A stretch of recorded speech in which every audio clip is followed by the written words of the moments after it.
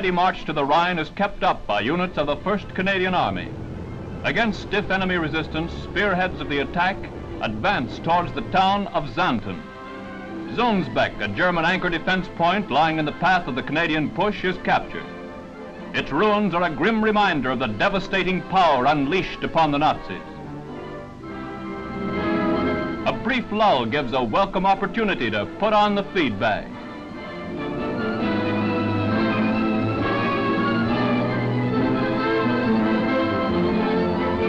Even the old dogs get a break.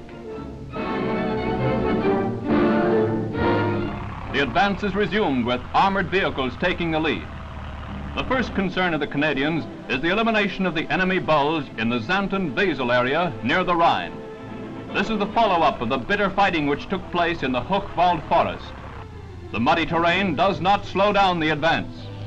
Enemy opposition is very heavy, with German rear guards fighting viciously to protect the only escape route in this area.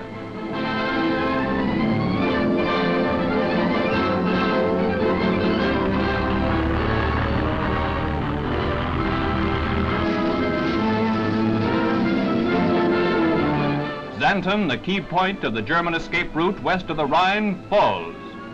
Swiftly the troops roll through the town towards their next objective. Not a single building in the town remains untouched.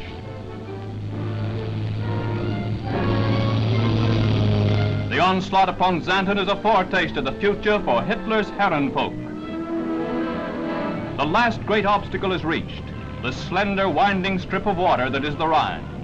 The Army camera sergeant films the waterway from an aero pip. Suddenly, 3 Messerschmitts pounce upon the helpless Oster. Machine gun bullets find their mark in the back of the cameraman. History is recorded even to his last breath.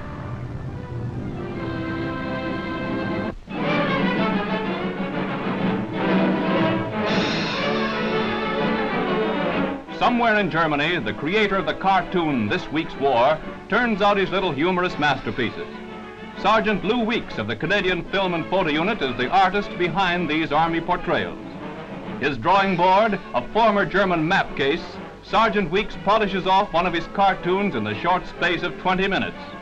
His brainchild has been a regular feature of the Army newspaper Maple Leaf.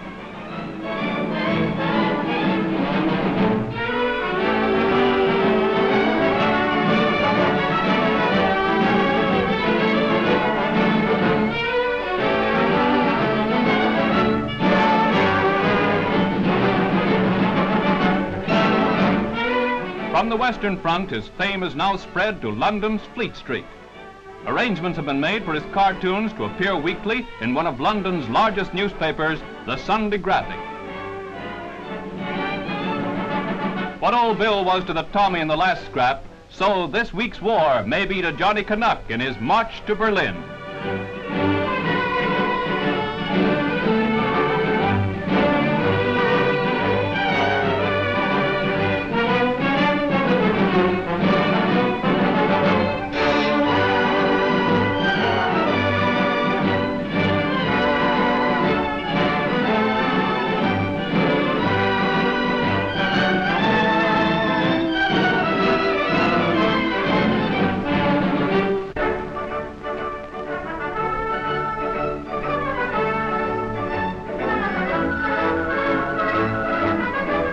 For those members of the CWAC in England who have marital ambitions, a solution has been found for wedding clothes rationing.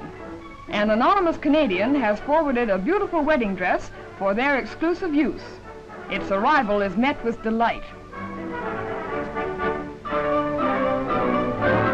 The dress is modeled by one of the girls for the edification of her friends. To some unknown donor back home go the heartiest thanks of Canada's girls in khaki.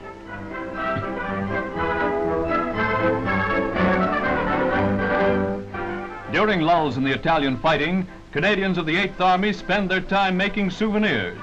They include many things, even a toy steam engine.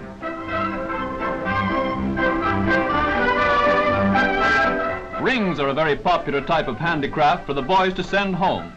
All the articles are made from scraps of metal and leather and wood.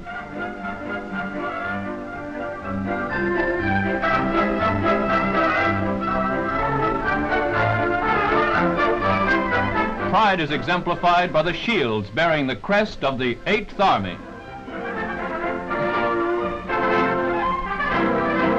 Much-needed tires for military vehicles are being turned off Canadian assembly lines at a rate unheard of a few months ago. The Minister of Munitions, Mr. C.D. Howe, has informed the tire industry that the United Nations supply of tires is critical.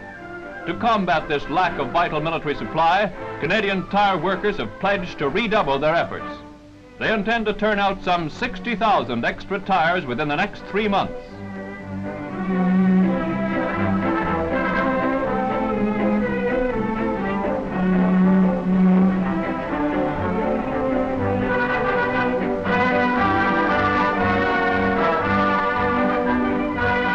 Canadian supply is satisfactory, and the overflow is being given to other of the United Nations. Thus, Canadian workers are keeping in step with the increased tempo of near victory.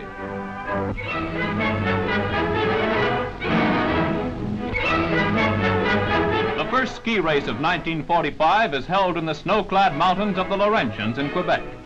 The devotees of skiing gather at Mont Gabriel to test their skill on one of the toughest slalom courses in Canada.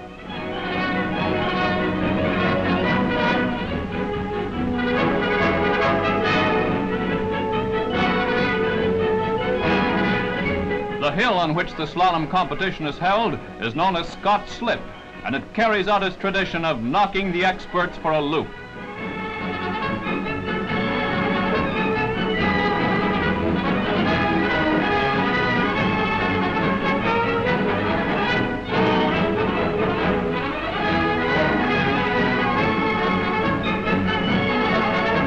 Altogether, 67 skiers take part in the meet.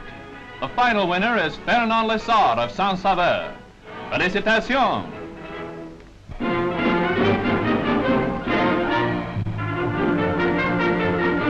The first Canadian Army boxing finals are held in Nijmegen, Holland.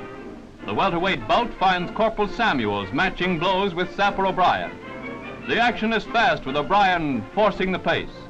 The scrappiest fight of the evening finds O'Brien the winner. The middleweight bout brings Sergeant Nyberg and driver Fletcher together. From the opening bell, Nyberg drives in with solid punches. Fletcher goes to the canvas for a brief count, but recovers and comes boring in. Nyberg rushes in for the kill and delivers the final KO in the waning seconds of the first round. A crowd of 2,000 packs the auditorium to see the finals.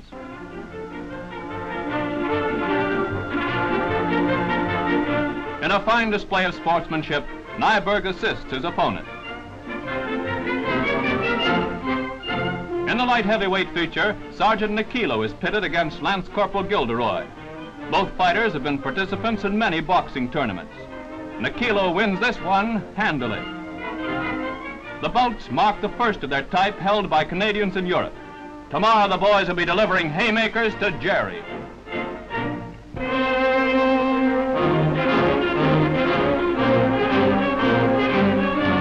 The security blackout has been lifted on the Army's latest weapon development.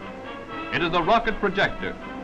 Previous to being used for frontline duty, it gets a workout behind the lines. Mounted on a two-wheel trailer, the projector is highly mobile and can be placed in positions impassable under ordinary conditions. The rack contains 32 rockets which can be fired singly or in salvos. Its development has only been reached after long and painstaking research. A variation of the projector is in use mounted on top of a Sherman tank. The firing is done by remote control from the safety of a slit trench.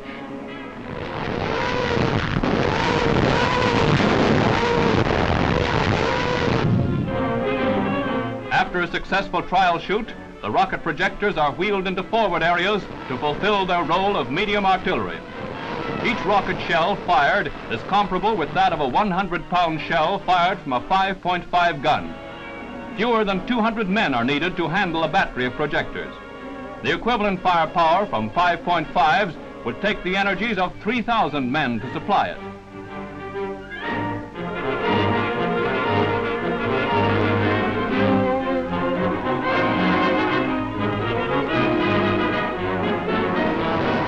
This deadly weapon is fast nailing down the lid of the Nazi coffin.